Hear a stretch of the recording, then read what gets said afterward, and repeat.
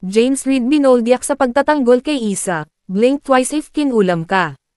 Ayaw talagang tantanan ng mga bashers ang aktor at singer na si James Reid at ang kanyang girlfriend na si Isa Pressman.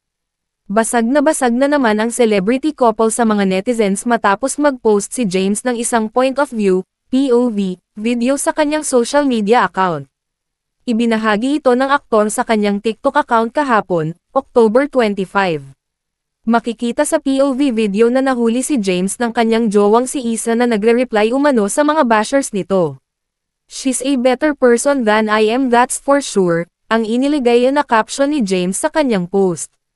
Ngunit sa halip na matuwa at makisimpatya, mas lalo pang nanega sina James at Isa at pinagsalitaan pa ng masasama. Narito ang ilan sa reaksyon ng netizens. Heart sa mga kinilabutan.